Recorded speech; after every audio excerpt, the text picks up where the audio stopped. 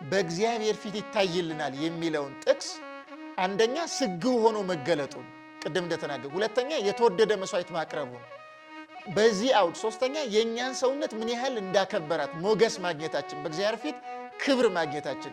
ይህንን ክብርና ሞገስ ደግሞ የሰጠን አምላካችን ክርስቶስ ነው። በዚህ ምክንያት በእግዚአብሔር ፊት ይታይልናል የሚለው እኛ ኃጢአት ብንሰራ ችግር የለውም፣ ስለኛ እሱ ይታያል፣ ማመን ብቻ ነው ከኛ የሚጠበቀው የሚለውን ፈጽሞ የሚደግፈው አይደለም።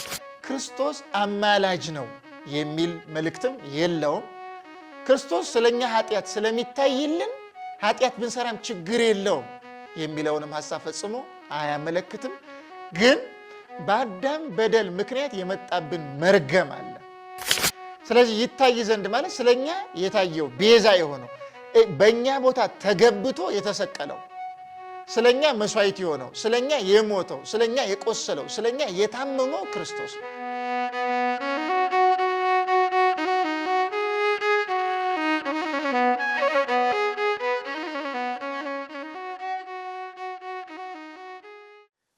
በስመ አብ ወወልድ ወመንፈስ ቅዱስ አሐዱ አምላክ አሜን። ክርስቶስ ተነሳ፣ በእውነት ተነሳ። ውድ የዚህ ሚዲያ ተከታታዮች እንደምን አላችሁ? በያላችሁበት የእግዚአብሔር ሰላም ከእናንተ ጋር ይሁን። እንግዲህ እንደ እግዚአብሔር መልካም ፈቃድ በዚህ ሚዲያችን የተለያዩ ርዕሰ ጉዳዮችን መነሻ አድርገን እየተነጋገርን እንገኛለን።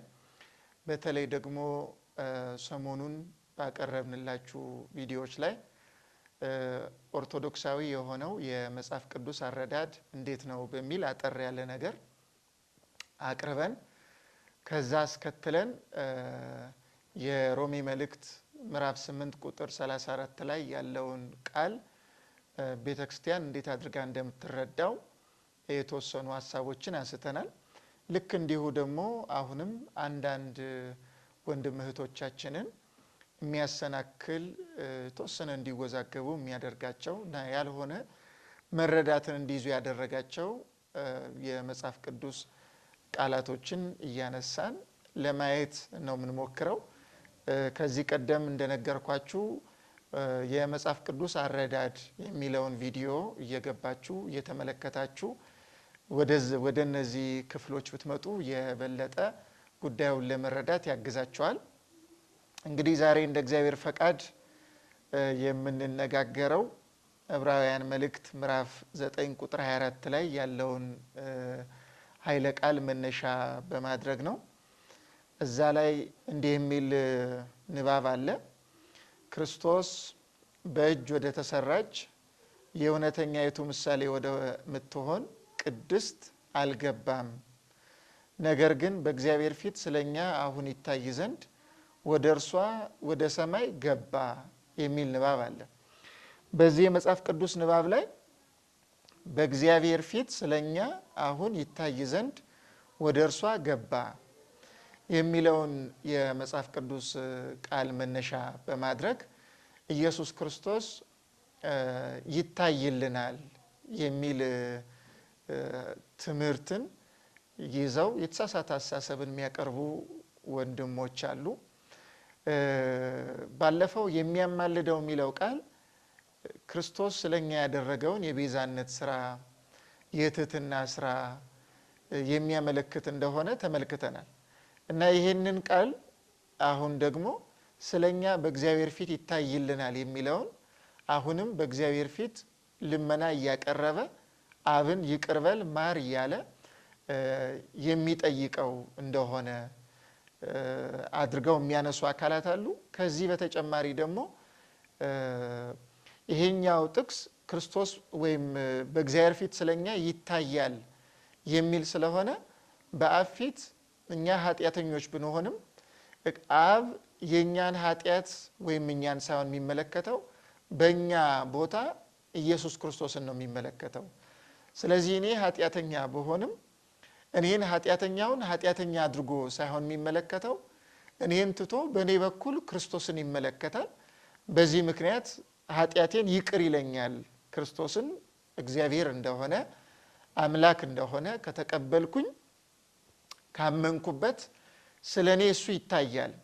ስለዚህ አብ የእኔን ኃጢአት ትቶ የእሱን ጽድቅ ይወስዳል የሚል አይነት ሐሳብ ያላቸው ወገኖችም አሉ። እንግዲህ የተለያየ አይነት ሐሳብ ነው ያላቸው። ሁሉም አንድ አይነት ሐሳብ ነው ያላቸው ማለት አይቻልም። እንደየአረዳዳቸው እንደየደረሱበት የንባብ ሁኔታ የተለያዩ ነገሮችን ያቀርባሉ። ስለዚህ ይህንን ጥቅስ በተመለከተ አንዳንዶቹ ከምልጃ ጋር አገናኝተው ያቀርቡታል፣ አንዳንዶቹ ደግሞ ከኃጢአት ጋር። እኛ ምንም አይነት ነገር ብንሰራ ኃጢአት ብንሰራ ንስሐ የሚባል ነገር እንደዚህ ነገር አያስፈልገንም።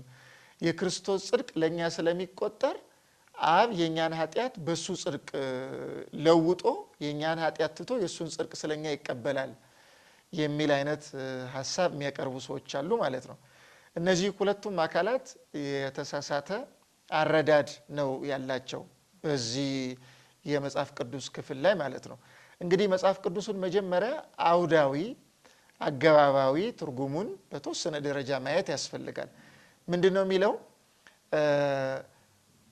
ክርስቶስ በእጅ ወደ ተሰራች የእውነተኛይቱ ምሳሌ ወደምትሆን ቅድስት አልገባምና በእጅ ወደ ተሰራች ቅድስት አልገባም አለ። ዓለምን ለማዳን አምላካችን ክርስቶስ ሰው ሆኖ በተገለጠበት ጊዜ የገባባት መቅደስ አለች፣ ራሱን ለኛ መስዋዕት አድርጎ ያቀረበባት። ያችን መቅደስ ለመጠቆም ምን ይላል? በእጅ ወደ ተሰራች የእውነተኛይቱ ምሳሌ ወደ ሆነች ቅድስት አልገባም አለ። ለምን? እሱ የገባው በሰው እጅ ወዳልተሰራች መቅደስ ስለሆነ። ያቺ በሰው እጅ ያልተሰራች መቅደስ እየተባለች የምትጠራው ጌታችንና አምላካችን መድኃኒታችን ኢየሱስ ክርስቶስ ራሱን መስዋዕት አድርጎ ያቀረበባት የከበረችው በደሙ የታጠበችው በደሙ የከበረችው የተቀደሰችው መስቀል ናት። ስለዚህ ያቺን መስቀል ክርስቶስ የገባባት መቅደስ በሚል ነው እኛ የምንረዳው ማለት ነው። እና ወደዚች ነው የገባው። በሰው እጅ ወደ ተሰራችው ወደ ደብተራ ድንኳን አልገባም ነው የሚለን ቅዱስ ጳውሎስ። የገባው ወደ መስቀል ነው ይላል። ከዛ እንግዲህ ጌታችን የገባው ወደ መስቀል ከሆነ መቼ ነው ወደ መስቀል የገባው የሚል ጥያቄ ስንጠይቅ በዕለተ ዓርብ ነው የገባው። ስለዚህ ጌታችን በሰው እጅ ወዳልተሰራች ልዩ መቅደስ የገባው በዕለተ ዓርብ አንድ ጊዜ ራሱን ስለ ዓለም መስዋዕት አድርጎ ሊያቀርብ አንድ ጊዜ እዚሁ እንደተቀመጠው ቁጥር 25 ላይ ሊቀ ካህናትም በየዓመቱ የሌላውን ደም ይዞ ወደ ቅድስት እንደሚገባ ራሱን ብዙ ጊዜ ሊያቀርብ አልገባም ይላል። የገባው ወደ መስቀል ነው። የገባው ደግሞ እንደ ብሉይ ኪዳን ሊቃነ ካህናት በዓመት በተደጋጋሚ ጊዜ በብሉይ ኪዳን ሊቃነ ካህናት በዓመት አንድ ጊዜ ቅድስተ ቅዱሳን ገብተው መስዋዕት ያቀርባሉ። ልክ እንደዚህ ክርስቶስን በተደጋጋሚ ዓመት እየጠበቀ ራሱን መስዋዕት አድርጎ ያቀረበ አይደለም። ወደ ቅድስተ ቅዱሳንም የገባ አይደለም። አንድ ጊዜ ሰው ሆኖ ቅድስተ ቅዱሳን ወደ ተባለች ወደ መስቀል ገባ። ያ አንድ ጊዜ ገብቶ ያቀረበው መስዋዕት ለዘላለም በቂ ሆኖ ነው የተገኘው። ስለዚህ ይህን ጉዳይ ቅዱስ ጳውሎስ ሲያስረዳ ሊቀ ካህናትም በየዓመቱ የሌላውን ደም ይዞ ወደ ቅድስት እንደሚገባ ራሱን ብዙ ጊዜ ሊያቀርብ አልገባም። እንዲስ ቢሆን አለ ዓለም ከተፈጠረ ጀምሮ ብዙ ጊዜ መከራ ሊቀበል ባስፈለገው ነበር። አያችሁ፣ ብዙ ጊዜ መከራ ሊቀበል ያስፈልገው። ክርስቶስ ግን መከራ የተቀበለው አንድ ጊዜ ነው። ስለዚህ በሰው እጅ ወዳልተተከለች ወይም በሰው እጅ ወዳልተሰራች መቅደስ የገባው አንድ ጊዜ ነው። በመስቀል የተሰቀለው ስጋውን የቆረሰው ደሙን ያፈሰሰው ስለኛ ራሱን ቤዛ አድርጎ ያቀረበው አንድ ጊዜ ነው።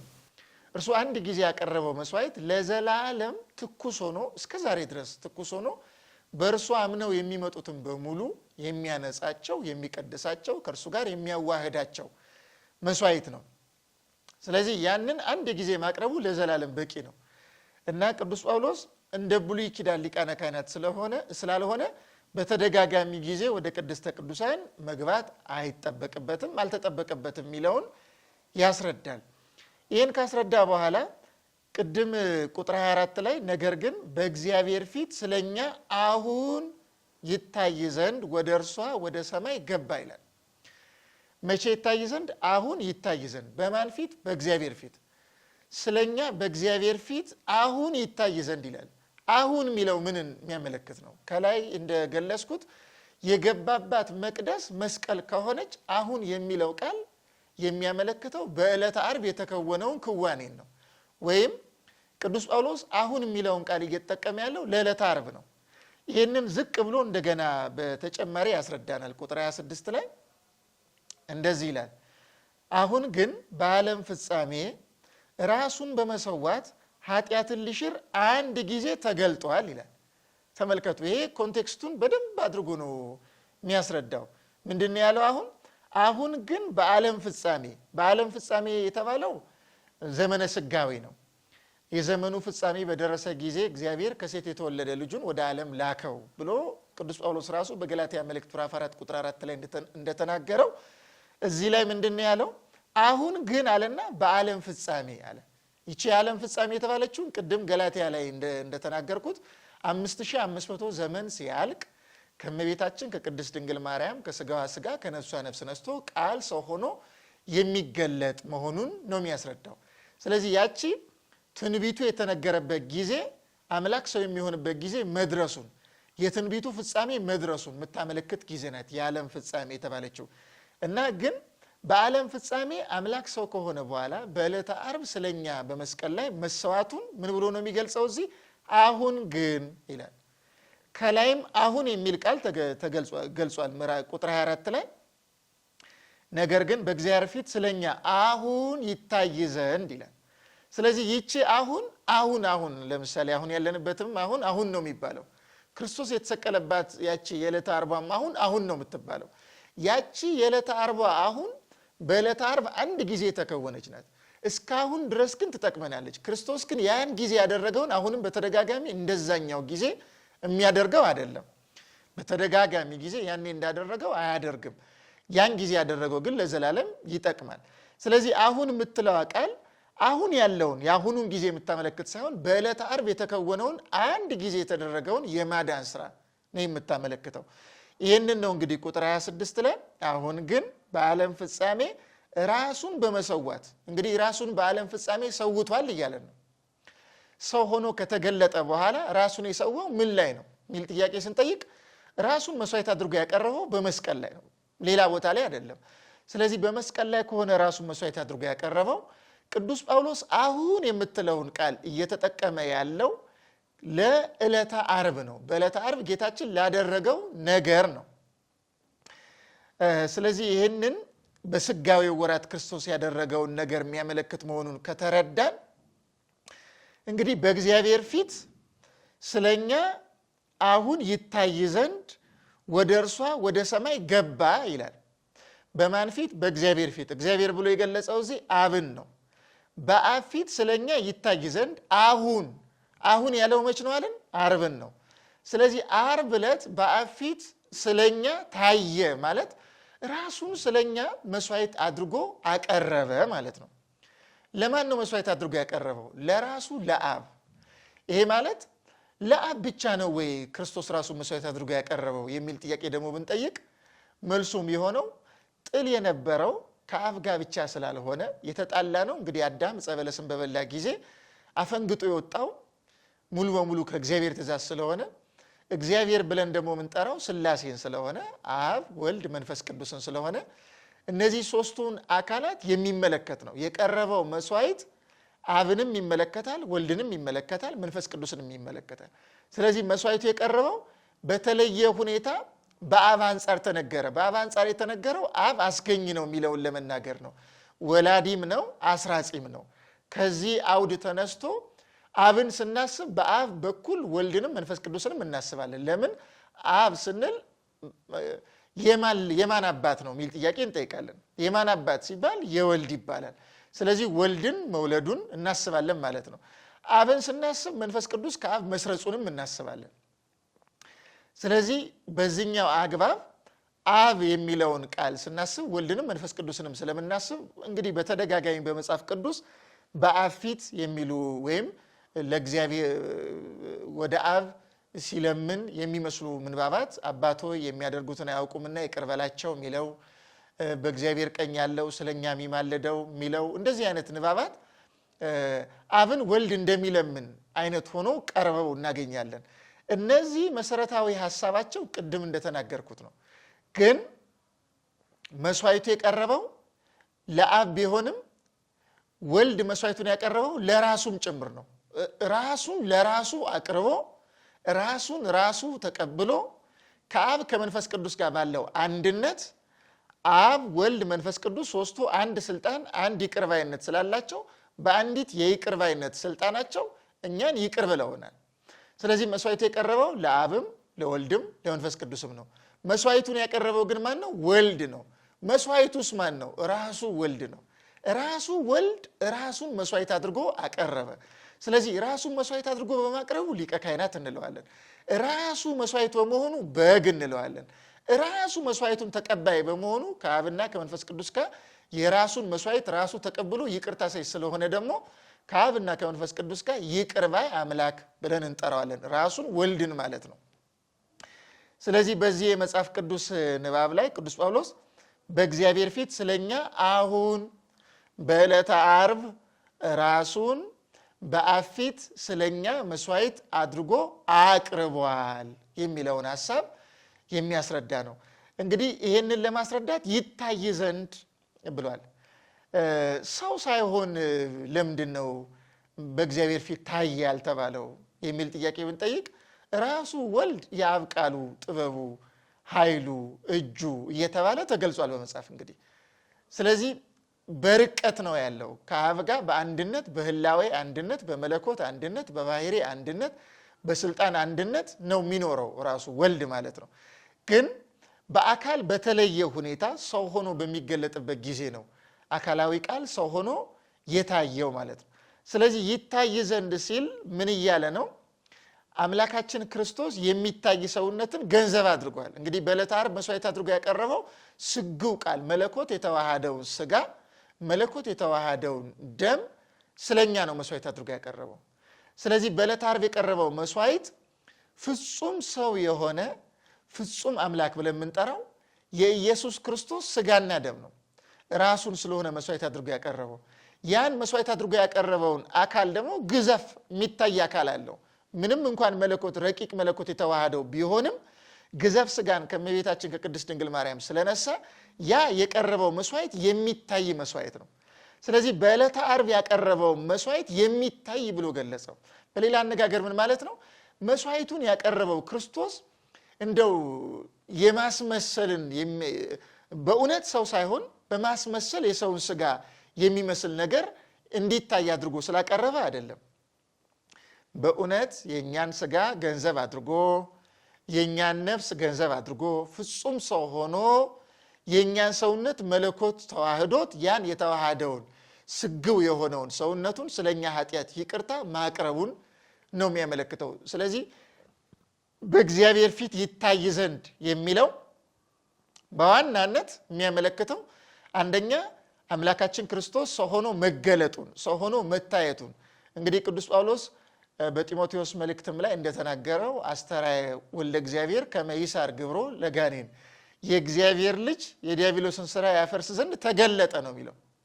ይታይ ዘንድ የሚለው በሚጨበጥ በሚዳሰስ ሰውነት ተገለጠ፣ ሰው ሆነ፣ ተሰገበ ማለት ነው በሌላ አነጋገር።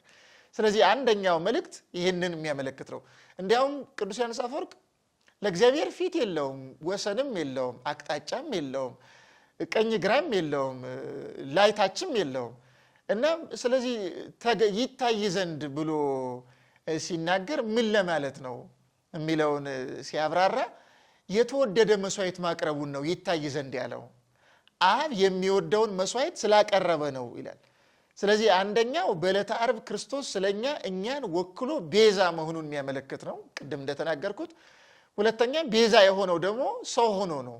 ሰው የሆነው ደግሞ በሚታይ አካል ተገልጦ ስለሆነ የኛ ሰውነት የሚታይ ስለሆነ ቃል የኛን ሰውነት በተዋሃደ ጊዜ የሚታይ የሚጨበጥ ሆኖ ተገልጧል። ያን የተገለጠውን ስግው ቃል ኢየሱስ ክርስቶስን እኛም አይተነዋል። ስለዚህ ይታይ ዘንድ ማለቱ የሚታይ ሰውነትን ተዋህዷል። በእግዚአብሔር ፊት ራሱን ይታይ ዘንድ መስዋዕት አድርጎ አቀረበ ደግሞ ሲባል ሰውነቱን ያን የሚታየውን ከእመቤታችን ከቅድስት ድንግል ማርያም የነሳውን ሰውነት መስዋዕት አድርጎ አቀረበ። ያ ያቀረበው መስዋዕት በአብ ዘንድ ተወደደ። አብ የወልድን መስዋዕት ወደደው፣ መንፈስ ቅዱስም ራሱ ወልድም የራሱን መስዋዕት ወዶታል የሚለውን። ምክንያቱም በመጽሐፍ አቤልና ቃየል መስዋዕት አቅርበዋል። መስዋዕት ሲያቀርቡ እግዚአብሔር ምንድነው ያለው? ወደ አቤልና ወደ መስዋዕቱ ተመለከተ የሚል ንባብ አለ። ወደ ቃየልና ወደ መስዋዕቱ አልተመለከተም። ወደ አቤልና ወደ መስዋዕቱ ግን ተመልክቷል። ይሄ ማለት እግዚአብሔር የማየት ወሰን ኖሮበት የአቤልን መስዋዕት የሚያይ የቃየልን መስዋዕት የማያይ ስለሆነ አይደለም። ወደ አቤልና ወደ መስዋዕቱ ተመለከተ የሚለውን ቅዱስ ዮሐንስ አፈወርቅ ሲያብራራ የአቤልን መስዋዕት ወደደው፣ ከአቤል ሐሳብ ጋር ተስማማ፣ የአቤልን መስዋዕት መረጠ ማለት ነው። ልክ እንደዚሁ ከዚህኛው በብዙ እጥፍ በጣም ከፍ ባለ ማለት ነው ከፍ ባለ ሁኔታ ኢየሱስ ክርስቶስ ያቀረበው መስዋዕት በእግዚአብሔር ዘንድ ተወዷል። ስለዚህ ያንን የተወደደ መስዋዕት መሆኑን ለማመልከት በእግዚአብሔር ፊት ስለኛ ይታይ ዘንድ አለ። እግዚአብሔር የወልድን መስዋዕትነት ሲያይ አብ ወልድ ስግው ሆኖ ያቀረበውን መስዋዕት ቤዛነቱን፣ መከራውን፣ ስቅላቱን ሲያይ በደስታ ስለኛ ይቅር ብሎ ይቀበለዋል። እኛን ይቅር ብሎ ስለ መስዋዕቱ ያን መስዋዕት ይቀበለዋል የሚለውን ለማስረዳት ይታይ ዘንድ ተብሎ በዚህ ተገልጿል ማለት ነው። ስለዚህ ይታይ ዘንድ የተባለው አንደኛ ስጋዌውን ለማመልከት ነው። ሁለተኛ መስዋዕቱ የሰመረ የተወደደ መሆኑን ለማመልከት ነው። ቅዱስ ቄርሎስ ዘእስክንድርያ የተባለ ሊቅ ደግሞ እንግዲህ እኛ ክብርን አተን ነበረ፣ ጸጋን አተን ነበር። በእርግጥ ይህም በእኛ ትርጓሜም ላይ አለ።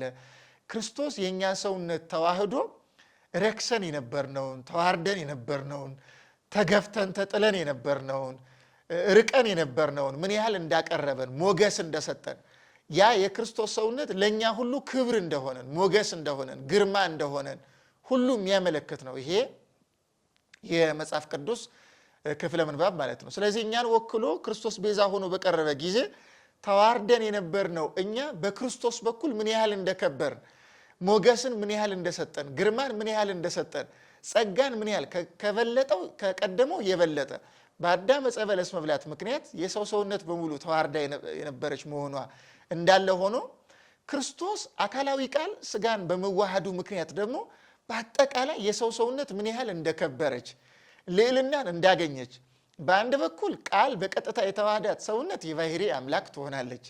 የቃልን ገንዘብ በማድረግ ማለት ነው። ይሄ በጣም ትልቅ ከፍታ ነው። የጸጋ አምላክነትን አጥቶ ዕፀ በለስን በበላበት ጊዜ አምላክ እሆናለሁ ብሎ የጸጋ አምላክነትን አጥቶ ተዋርዶ ወድቆ ተራቁቶ የነበረውን አዳምን አካላዊ ቃል የወደቀበት ድረስ መጣና የእሱን ሰውነት ገንዘብ አደረገ። የእሱን ሰውነት ገንዘብ ባደረገበት ጊዜ ያጣውን የጸጋ ገዥነት ብቻ አይደለም የመለሰለት። ይገርማቸዋል። የእሱን ሰውነት በተዋህዶ ገንዘብ በማድረግ የባህሪ አምላክነትንም ጭምር ሰጠው። ስለዚህ ያን ልዕልና ያንን ከፍታ በአንድ በኩል መስጠቱን፣ በሌላ በኩል ደግሞ ያቺ ቃል የተዋሃዳት ስጋ የኛ ሰውነት ስለሆነች በዛይ ሰውነት በኩል እኛም ምን ያህል እግዚአብሔር እንዳከበረን ለምን ታላላቅ የቤተክርስቲያን ሊቃውንት እንደሚናገሩት እነ ቅዱስ አትናቴዎስ፣ እነ ባስልዮስ ዘቂሳርያ፣ እነ ሄሬኔዎስም፣ እነ ጎርጎርዮስ ዘንዚናዙ እንደነዚህ የመሳሰሉ ታላላቅ ሊቃውንት አምላክ ሰው የሆነው እኛ አማልክት ዘበጸጋ እንሆን ዘንድ ነው። ስለዚህ አምላክ ቃል ስጋ ሆኖ ኢንካርኔት ሆኖ የተገለጸው እኛን የጸጋ አማልክት ለማድረግ ነው።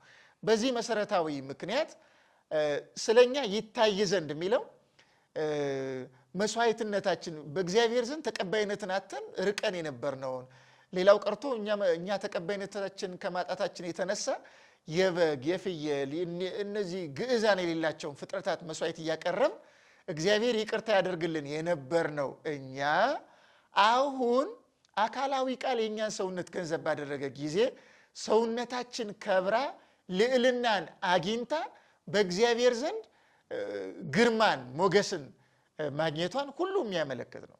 ስለዚህ ይታይ ዘንድ የሚለው እንደዚህ ያሉ መሰረታዊ አስደናቂ የሆኑ የነገረ ስጋዌን ጭብጦችን የያዙ እንጂ ከምልጃ ጋር የተገናኘ ሐሳብ ክርስቶስ አማላጅ ነው፣ በፊት ይለምናል የሚሉ ጉዳዮችን የያዘ ሐሳብ አይደለም ይሄ የመጽሐፍ ቅዱስ ቃል ማለት ነው። እንግዲህ ይሄ ይታይ ዘንድ የሚለው ይገለጥ ዘንድ የሚለውንም ሐሳብ መገለጡን ቅድም ተናግሬው ያለው ሰው ሆኖ መገለጡን፣ በመስቀል ላይ መስዋዕት ሆኖ መገለጡን፣ አሁን ደግሞ የኛን ሰውነት ማክበሩን፣ ለኛ ሰውነት ልዕልናን መስጠቱን በዚህ ሁሉ መንገድ አምላካችን ክርስቶስ መገለጡን በስጋዊ መገለጡን በዋናነት የሚያመለክት የመጽሐፍ ቅዱስ ሐሳብን የያዘ ነው።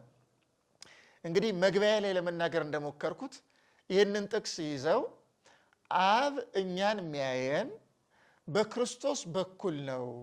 ስለዚህ እኛ ኃጢአታውን ብንሰራ ችግር የለውም ማለት ኃጢአት መስራታችን ከእግዚአብሔር አይለየንም። በእርሱ ካመን በኋላ ምንም አይነት ነገር ብናደርግ በዛ በሰራነው ኃጢአት ምክንያት አንጠፋም። ለምን? እግዚአብሔር ያመኑ ሰዎችን የክርስቶስን ጽድቅ ተቀብሎ ያጸድቃቸዋል። ይሄ ፔናል ሰብስቲቱሽን ቲዮሪ እንደሚባለው ሉተርም እንደዛው ነው የሚለው። ክርስቶስ እኔን ተክቶ እግዚአብሔር በሱ ጽድቅ የኔን ኃጢአት ስለሚተው ምንም አይነት ነገር ባደርግ ምንም ችግር የለውም አይነት ሐሳብ ያቀርባል። እንግዲህ ሉተርም ማለት ኃጢአትን ሲምፕሊፋይ ማድረግና ጀስቲፋይ ማድረግ ጠባይ ይታይበታል። ልክ እንደዚህ ፕሮቴስታንቶችም ይሄ በጎ ምግባር ማድረግ፣ መጋደል፣ መጾም፣ መጸለይ እንደዚህ አይነት ነገሮች ምንም ከድነት ጋር ግንኙነት የላቸው። በእርሱ ካመን በኋላ ኃጢአት ባናደርግ የተሻለ ነው፣ ግን ብናደርግ ጽድቃችን አያሳጣንም። ለምን? እግዚአብሔር የሚያየን በኢየሱስ ክርስቶስ ጽድቅ በኩል ነው ብለው የሚናገሩ ሰዎች አሉ። ይሄ ጥቅስ ግን ያን የሚያመለክት አይደለም። ያንን ኃጢአት ስሩ ችግር የለውም ክርስቶስ ስለእናንተ ጽድቅ ስለሚታይላችሁ እናንተ ማመን ነው የሚጠበቅባችሁ፣ ሌላ መልካም ስራ ብትሰሩም ባትሰሩም ከጽድቅ ጋር ግንኙነት የለውም የሚል ሐሳብ ግን የለውም። ይሄ ፈጽሞ እንደዚህ ብለው የሚያስቡ ሰዎች በጣም ከክርስቶስ ወንጌል የራቁ ናቸው። ለምን? ራሱ ክርስቶስ አምላካችን ምንድን ነው ያለው? ትእዛዜ በእርሱ ዘንድ ያለችው በዮሐንስ ወንጌል ምዕራፍ 14 ቁጥር 21 ላይ የሚጠብቃትም የሚወደኝ እርሱ ነው ብሏል። የሚወደኝንም አባቴ ይወደዋል፣ እኔም እወደዋለሁ፣ ወደ እርሱ እንመጣለን፣ በእርሱ ዘንድ ማደሪያ እናደርጋለን ብሏል። ስለዚህ እግዚአብሔርን መውደዳችን የሚረጋገጠው በዋናነት በነገራችን ላይ ትእዛዙን በመጠበቅ ነው። አንድ ሰው ትእዛዙን ሳይጠብቅ ሕጉን ሳይጠብቅ ለሱ ሳይገዛ ስርዓት ባለው መንገድ ሳይሄድ እግዚአብሔርን አምነዋለሁ ደግሞ ምድናለሁ ቢል ይሄ ከግብዝነትም ያለፈ ግብዝነት ነው የሚሆነው። ስለዚህ እንደዚህ አይነት ሐሳብን የሚያመለክት አይደለም ይሄ መጽሐፍ ቅዱስ ንባብ ማለት ነው። በእግዚአብሔር ፊት ይታይልን ዘንድ የሚለው ኃጢአትን ስሩ ስለኛ የኛን ኃጢአት ትቶ እግዚአብሔር የክርስቶስን ጽድቅ እየተቀበለ ያድነናል ችግር የለውም የሚል አይነት ሐሳብ የለውም። በነገራችን ላይ እንደዚህ አይነት ሐሳቦች ናቸው ሰዎችን እግዚአብሔር የለሽነት ጋር የሚወስዱት። ሰዎች ከምግባር ከተለዩ ምንም ጥርጥር የለውም እግዚአብሔርን በንግግር እናምነዋለን ቢሉም በገቢር እግዚአብሔርን ፕራክቲካል ኤቲስት ነው የሚሆኑት። ስለዚህ ወደዛ ህይወት የሚገፋ አይነት አስተሳሰብ ነው ይሄ አስተሳሰብ ማለት ነው። እና ይሄ ጥቅስ ያንን ፈጽሞ የሚያመለክት አይደለም። ኃጢአትን ስሩ የሚል አይነት ሐሳብ ፈጽሞ የለው። እንግዲህ ቃሉን የተናገረው ቅዱስ ጳውሎስ ነው። ቅዱስ ጳውሎስ በተደጋጋሚ ጊዜ ወደ እግዚአብሔር መንግስት መልካም ስራ ብናደርግ በእግዚአብሔር ካመን በኋላ መልካም ስራ ብናደርግ መልካም ስራ በማድረጋችን ምክንያት ወደ እግዚአብሔር መንግስት ልንገባ እንደምንችል ነግሮናል። መልካም ስራ ካላደረግንሳ ከእግዚአብሔር መንግስት ተቆርጠን እንወድቃለን። በዚህ ምክንያት ቅዱሳት መጻሕፍት በጥንቃቄ እንግዲህ በጣም ብዙ ቦታ ላይ በጥንቃቄ ቅዱሳት መጻሕፍት ይናገራሉ ደጋግመው መልካም ስራ መስራት አስፈላጊ መሆኑን። ለምሳሌ ቅዱስ ጳውሎስ ከሚናገረው ላንሳ።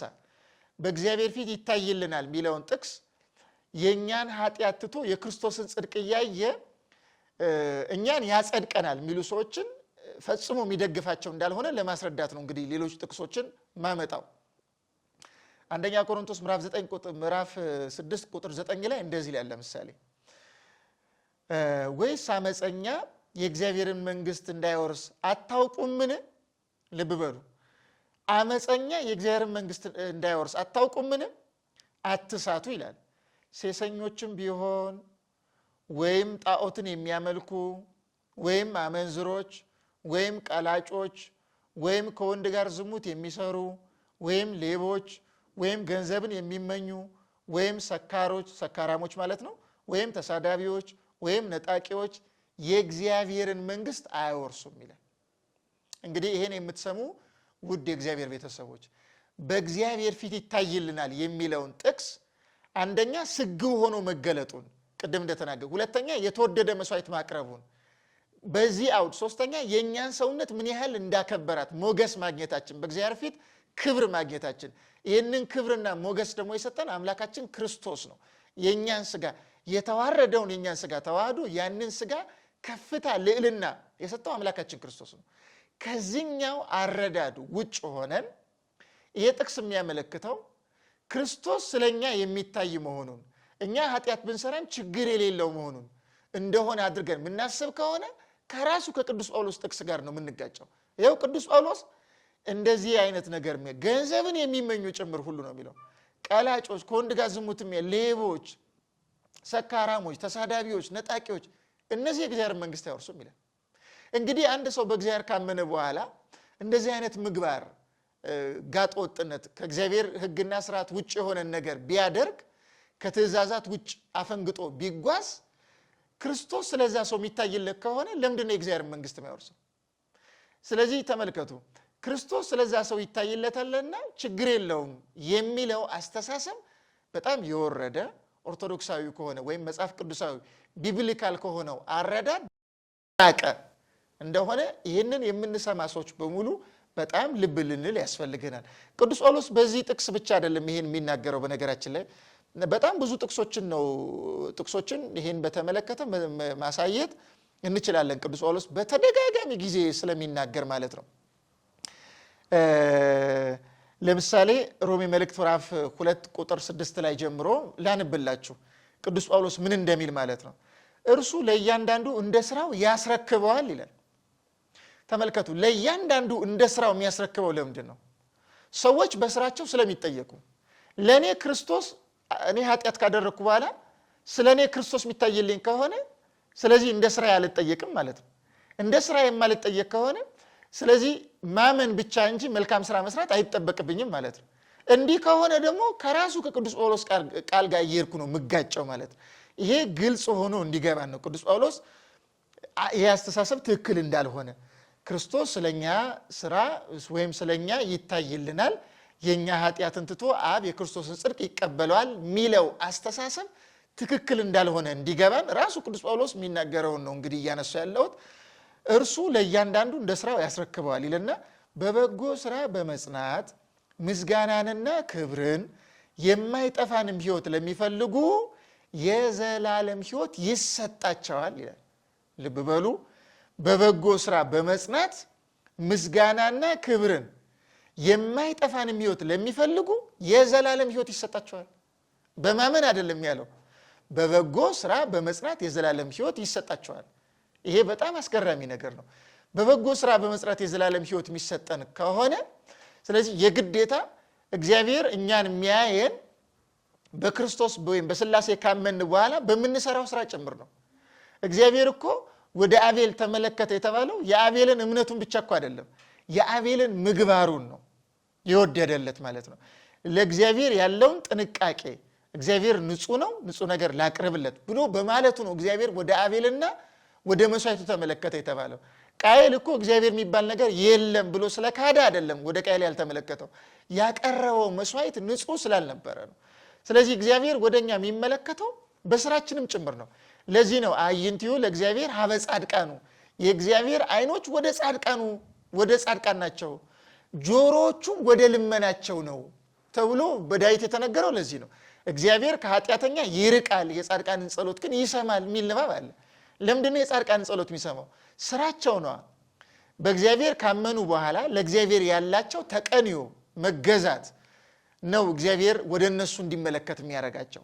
ስለዚህ ተመልከቱ፣ እግዚአብሔር እኛን የሚያየን እንደ ስራችን ነው እያንዳንዳችን እንጂማ ክርስቶስን ስለኛ እያየ የኛ ስራ ምንም ቁጥር የሌለው ከምንም የማይገባ ቢሆን ኖሮ ከኛ መካከል የማይጸድቅ ማንም ሰው አይኖርም ነበር። እና ይሄ ግን አረዳድ በጣም ትክክለኛ ያልሆነ አረዳድ ነው ማለት ነው። ስለዚህ መጽሐፍ ቅዱስ ምንድነው የሚለው? በበጎ ስራ በመጽናት ምስጋናና ክብርን የማይጠፋንም ሕይወት ለሚፈልጉ የዘላለም ሕይወት ይሰጣቸዋል፣ ለአመፃ በሚታዘዙ እንጂ ለእውነት በማይታዘዙና በአመፀኞች ላይ ግን ቁጣና መቅሰፍት ይሆንባቸዋል ይላል። ተመልከቱ እንግዲህ በክርስቶስ ይታይላቸዋል፣ የክርስቶስ ጽድቅ ተወስቶ የነሱ አመፅ ይቀርላቸዋል አይደለም ያለው፣ ቁጣም መቅሰፍትም ይመጣባቸዋል ያለው። ስለዚህ በእግዚአብሔር ፊት ይታይልናል የተባለው በዕለተ ዓርብ ስለኛ ያቀረበውን መስዋዕት፣ ስለኛ ቤዛ መሆኑን፣ ስለኛ ሰው መሆኑን፣ የተወደደ መስዋዕት ማቅረቡን፣ ያ ያቀረበው መስዋዕት በአብ ዘንድ በስላሴ ዘንድ ተቀባይነትን ማግኘቱን እንጂ የሚያመለክተው ከዚህ ውጭ በሆነ መንገድ ማንም ሰው በኃጢአት ተዘፍቆ ከእግዚአብሔር ሕግና ስርዓት ወጥቶ ይጸድቃል የሚል ሐሳብ ግን የለውም። እንዲያውም ቅዱስ ጳውሎስ እዚሁ ሮሜ መልእክት ምዕራፍ 2 ቁጥር 13 ላይ ምንድነው የሚለው? በእግዚአብሔር ፊት ሕግን የሚያደርጉ ይጸድቃሉ እንጂ ሕግን የሚሰሙ ጻድቃን አይደሉም እና ይላል። ልብ በሉ፣ ሕግን የሚያደርጉ ይጸድቃሉና ነው። ስለዚህ ቅዱስ ጳውሎስ ሕግን የሚያደርጉ ይጸድቃሉ እያለ እየተናገረ፣ በሌላ በኩል ደግሞ አይ ችግር የለውም ስለአንተ የሚታየው ክርስቶስ ስለሆነ አንተ ምንም ብታደርግ ችግር የለውም እያለ ኃጢአትን ሲምፕሊፋይ እና ጀስቲፋይ ሊያደርግ ፈጽሞ አይችልም።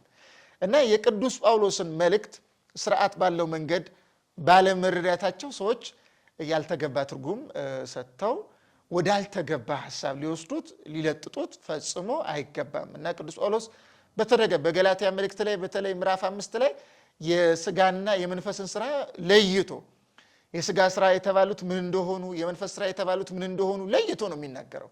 በዚህ ምክንያት በእግዚአብሔር ፊት ይታይልናል የሚለው እኛ ኃጢአት ብንሰራ ችግር የለውም ስለኛ እሱ ይታያል ማመን ብቻ ነው ከኛ የሚጠበቀው የሚለውን ፈጽሞ የሚደግፈው አይደለም። እንዲያውም ለምን የራሱ የክርስቶስን ቃል አላሳያችሁም? በዮሐንስ ወንጌል ምዕራፍ 15 ቁጥር 1 ጀምሮ ራሱ ክርስቶስ በእርሱ ካመን በኋላ መልካም ስራ ካልሰራን ምን ልንሆን እንደምንችል የነገረን እስቲ እንስማው። መቼስ ከሱ በላይ መምህር የለም፣ ከሱ በላይ ልንሰማ የምንችለው አካልም የለም። እርሱ የተናገረውንም ቃል እየሰማን በእግዚአብሔር ፊት ይታይልናል የሚለውን ቃል ይዘን ሌላ ትርጉም ምንሰጥ ከሆነ ችግሩ የሚኖረው እኛ ጋር ነው ማለት ነው። ምን ይላል እዚህ? እውነተኛ የወይን ግንድ እኔ ነኝ ይላል፣ ገበሬውም አባቴ ነው። ልብ በሉ፣ እውነተኛ የወይን ግንድ እኔ ነኝ፣ ግንዱ እኔ ነኝ አለ፣ ገበሬውም አባቴ ነው። ፍሬ የማያፈራውን ልብ በሉ፣ ፍሬ የማያፈራውን በእኔ ያለውን ቅርንጫፍ ሁሉ ያስወግደዋል፣ ፍሬ የሚያፈራውን ሁሉ አብዝቶ እንዲያፈራ ይጠራዋል።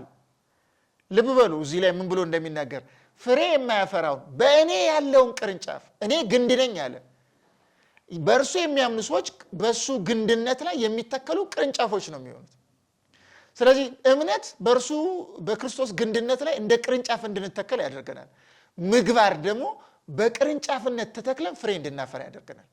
ስለዚህ በቅርንጫፍነት ተተክለን በእምነት ከተተከልን በኋላ ምግባር የሌለን ከሆነ ምንድነው ያለው እዚህ? በእኔ ፍሬ የማያፈራውን በእኔ ያለውን ቅርንጫፍ ሁሉ ያስወግደዋል። አይ እኔ ግንድ ስለሆንኩ ስለሱ እኔ እየታየው አጸድቀዋለሁ ወይም እንዲቀደስ አደርገዋለሁ አይደለም ያለው። ፍሬ የማያፈራውን ቅርንጫፍ ሁሉ አስወግደዋለሁ ነው ያለው። በእኔ ያለ ቢሆንም በእኔ ቢያምንም አስወግደዋለሁ ነው ያለው። በዚህ መሰረታዊ ምክንያት መጽሐፍ ቅዱስን ስርዓት ባለው መንገድ ሐዋርያት በተረዱበት መንገድ ማንረዳ ከሆነ በጣም ወደ ተሳሳተ ሐሳብ ነው የምንሄደው። ቅዱስ ጳውሎስ ፊልጵስዩስ መልእክት ምዕራፍ 2 ቁጥር 12 ላይ ለዚህ ነው በመፍራትና በመንቀጥቀጥ የራሳችሁን መዳን ፈጽሙ ያለው። ተመልከቱ፣ ፈጽሙ ነው ያለው። አንድ ጊዜ ካመን በኋላ ድህነትን ፈጽሞ ስለማናገኘው አገኘን በቃ አለቀ አምኛለሁ ከኔ የሚጠበቅብኝ ነገር የለም ስለማንል ከዳን በኋላ ድህነታችን መፈጸም ያስፈልገናል። የመጀመሪያ አሁን ነገረ ድህነት በዝርዝር አንናገረው። ኢኒሻል ሳሊቬሽን ይባላል። ያን ኢኒሻል ሳሊቬሽን ካመን በኋላ ተጠምቀን በቅባ ሜሮን ታትመን ስጋውን ደሙን ተቀብለን ኢኒሻል ሳሊቬሽን እናገኛለን። ያን ካገኘን በኋላ በምግባር መጠበቅ ይጠበቅብናል። በምግባር የማንጠብቀው ከሆነ አንድ ጊዜ ያገኘነውን ድነት ልናጣው እንችላለን። ስለዚህ ቅዱስ ጳውሎስ ምንድን ነው ያለው? በመፍራትና በመንቀጥቀጥ የራሳችሁን መዳን ፈጽሙ ነው ያለው። ክርስቶስ ስለእናንተ ስለሚታይላችሁ ካመናችሁ በኋላ ትጸድቃላችሁ፣ ችግር የለውም አይደለም ያለው። ፈጽሙ፣ ከኛ የሚጠበቅብን ድርሻ አለ ማለት ነው። ስለዚህ ቅዱሳት መጻሕፍት የሚናገሩትን ንባባት ስርዓት ባለው በተጠቀሰበት አውድ ከመረዳት ይልቅ በሌላ አውድ ከመረዳት ራሳችንን ልንጠብቅ ያስፈልገናል። ቅዱስ ጳውሎስ እንግዲህ ቅድም በነገርኳችሁ ምንባብ ላይ ዕብራውያን መልእክት ምዕራፍ 9 ቁጥር 24 ላይ የተናገረው ቃል ክርስቶስ አማላጅ ነው የሚል መልእክትም የለውም። ክርስቶስ ስለኛ ኃጢአት ስለሚታይልን ኃጢአት ብንሰራም ችግር የለውም የሚለውንም ሐሳብ ፈጽሞ አያመለክትም። ግን በአዳም በደል ምክንያት የመጣብን መርገም አለ፣ የተፈረደብን ፍርድ አለ። ስለኛ ቤዛ ሆኖ ቀርቦ ግን ያንን ፍርድ አጥፍቶልናል። ስለዚህ ይታይ ዘንድ ማለት ስለኛ የታየው ቤዛ የሆነው በእኛ ቦታ ተገብቶ የተሰቀለው ስለኛ መስዋዕት የሆነው ስለኛ የሞተው ስለኛ የቆሰለው ስለኛ የታመመው ክርስቶስ ነው። ያን ቤዛነቱን ያን መስዋዕትነቱን ሲያጠይቅ ነው ይታይ ዘንድ አለ። መስዋዕት ሆኖ ይቀርብ ዘንድ ደሙን ያፈስ ዘንድ ስጋውን ይቆርስ ዘንድ ሚለውን ነው የሚያመለክተው። ቅድም የተብራራውም እንዳለ ሆኖ ማለት ነው። ስለዚህ ይሄ በመዋዕለ ሥጋዌው ክርስቶስ ስለኛ ያደረገውን ነገር የሚያመለክት ነው። እንግዲህ እዚሁ ላይ ቁጥር 28 ላይ ደግሞ ዝቅ ብሎ እንግዲህ እንዲሁ ክርስቶስ ደግሞ የብዙዎችን ኃጢአት ሊሸከም አንድ ጊዜ ከተሰዋ በኋላ ልብ በሉ፣ ቅድም በሚሰዋበት ጊዜ አሁን የሚል አገላለጽ አለው። ቁጥር 24 ላይ ማለት ነው። ምንድነው የሚለው? ነገር ግን በእግዚአብሔር ፊት ስለኛ አሁን ይታይ ዘንድ አለ። አሁን ያላት ዕለተ ዓርብን ነው ብያለሁ ቅድም። ቁጥር 26ም ላይ ያለውን አንድ ላይ አድርገን ስናየው ያን የሚያመለክት ስለሆነ ማለት ነው። ስለዚህ አንድ ከተሰቀለ መስዋዕት ሆኖ ከቀረበ በኋላ ደግሞ ልብ ምንድነው የሚለው? አንድ ጊዜ ከተሰዋ በኋላ ያድናቸው ዘንድ ለሚጠባበቁ ሁለተኛ ጊዜ ያለ ኃጢአት ይታይላቸዋል ይላል። ተመልከቱ፣ ቅድም ይታይላቸዋል የሚለው መገለጥ የሚመለከት ነው። አሁንም ይሄም መገለጥ የሚመለከት ነው። ቃል ስጋ ከሆነ በኋላ ስጋን ገንዘብ ካደረገ በኋላ የሚጨበጥ የሚታይ ሰውነትን ስለነሳ ይገለጣል፣ ይታያል። አሁን ሁለተኛ ጊዜ ይታያል፣ ያለ ኃጢአት ይታያል የሚለው ምን ለማለት ነው? መጀመሪያ ስለ ኃጢአት ስለኛ መስዋዕት ሆኖ ስለቀረበ በመጀመሪያው መገለጥ መታየት ቃል ስጋ ሆኖ በመስቀል ላይ የተገለጠው የመጀመሪያ አስተርእዮቱ በዚህ ምድር ላይ ሰው ሆኖ የተገለጠው ስለኛ ኃጢአት ስለሆነ ነው። አሁን ግን ያለ ኃጢአት ሲል በዳግም ምጽአት ማለት ነው። ለፍርድ በሚመጣበት ጊዜ በክበበ ትስብእት በግርማ መለኮት ይታያል ነው። ለሚወዱት ለሚገዙለት እንዲያድናቸው ለሚጠብቁ ለጻድቃን በክብር ይገለጥላቸዋል በዳግም ምጽአት። ይህንም የሚያመለክት ነው። ስለዚህ በዚህ የመጽሐፍ ቅዱስ ክፍል ላይ የተገለጸው ይታይላቸው ዘንድ የሚለው ቃል በኮንቴክስቹዋል ሚኒንግም በአገባባዊ ትርጓሜም በአባቶቻችን አረዳድም ፈጽሞ ከምልጃ ጋርና ስለ ክርስቶስ በእኛ ኃጢአት ቦታ ስለቀረበ እኛ ኃጢአት ብናደርግ ልክ እንደ ፔናል ሰብስቲቱሽን ቲዮሪ እንደሚባለው ያንን ኮንሰፕት የሚያስረዳ አይደለም። እናንተ መልካም መስራት የለባችሁም፣ ስለ እናንተ ክርስቶስ ይታይላችኋል የሚለውን ሐሳብ የሚያመለክት ሳይሆን አሁን በገለጽኩት መንገድ የአሁን ሐሳብ የሚያስረዳ ነው። አምላካችን እግዚአብሔር እንግዲህ ይህንን ቃል በየልቡናችን ላይ አኑሮ ኦርቶዶክሳዊ በሆነው መንገድም ተረድተን ፍሬ እንድናፈራ የእሱ ቅዱስ ፈቃድ ይሆንልን። ወስብሐት ለእግዚአብሔር።